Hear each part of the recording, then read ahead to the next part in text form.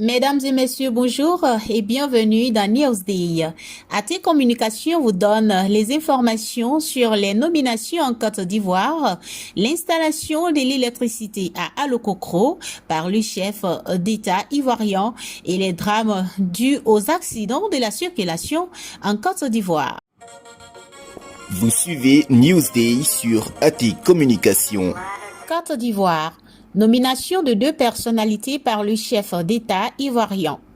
Son Excellence Alassane Ouattara a finalement décidé de nommer au poste de vice-président de la République resté vacant depuis juillet 2020 après la démission surprise de Kablandin Kan.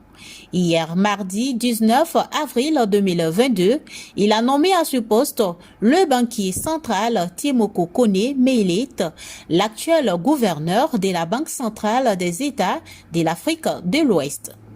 Nommé le 26 mars 2021, à la mort de son prédécesseur, Feu Ahmed Bakayoko, le Premier ministre Patrick Hachi a remis sa démission au président de la République, Alassane Ouattara. C'était au cours du Conseil des ministres hebdomadaires du mercredi 13 avril que le chef du gouvernement Patrick Hachi, âgé de 66 ans, a remis la décision du gouvernement au président de la République, Alassane Ouattara. Le chef du gouvernement ivoirien s'est ainsi conformé à une tradition qui veut qu'à l'annonce d'un important remaniement en perspective, le chef du gouvernement remette la décision du gouvernement au président de la République. Lors de l'assemblée qui s'est tenue hier à Yamoussoukro, Patrick Hachi a été reconduit à son poste de Premier ministre de la République de Côte d'Ivoire. Vous suivez Newsday sur AT Communication. Côte d'Ivoire. Fête de la lumière, les habitants du village d'Alokokro font un plaidoyer au gouvernement ivoirien.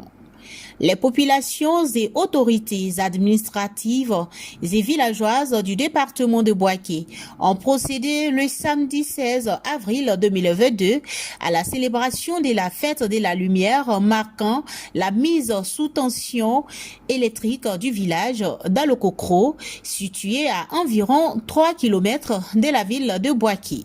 À cette occasion, le représentant du ministre des Transports et député du Bouaké, Amadou Kone, Dr Polo Dakio, député et premier adjoint au maire de la commune de Bouaké, a rendu hommage au chef d'État Alassane Ouattara qui œuvre sans cesse à doter tous les villages d'électricité et que la vision du chef d'État d'ici 2030, c'est d'apporter le développement à l'ensemble des populations ivoirienne, a-t-il déclaré.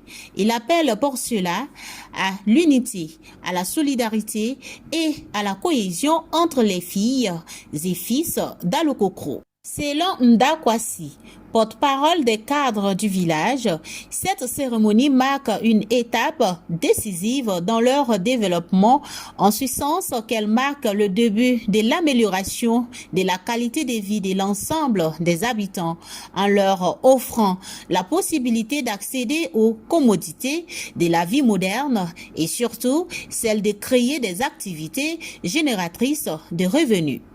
À ce titre, les populations sollicitent le gouvernement ivoirien pour l'accès à l'eau potable et l'accompagnement dans la construction de nouveaux logements pour les habitants d'Alokokro, délocalisés depuis 2003 en raison de la construction de l'aéroport de la ville de Bouaké.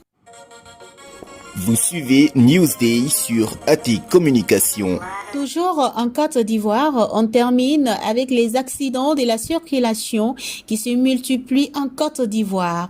Depuis le mois dernier, sur l'autoroute d'Abidjan, le véhicule de l'honorable Béman Fofana, député et 4e maire adjoint de Bouaké, a pris feu et bien d'autres accidents ont suivi.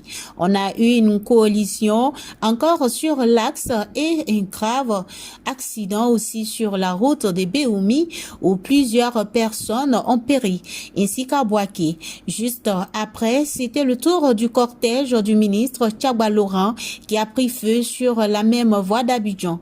Hier mardi, un véhicule s'est brûlé au premier pont péage après Abidjan. AT Communication souhaite les condoléances les plus attristées aux familles endeuillées et prompt rétablissement à toutes les personnes blessées lors de ces accidents. C'était les informations en Côte d'Ivoire sur AT Communication avec Angeline Aïcha Kounadi et Konaté Franck depuis la Côte d'Ivoire. Merci de nous avoir suivis. C'était Newsday sur AT Communication.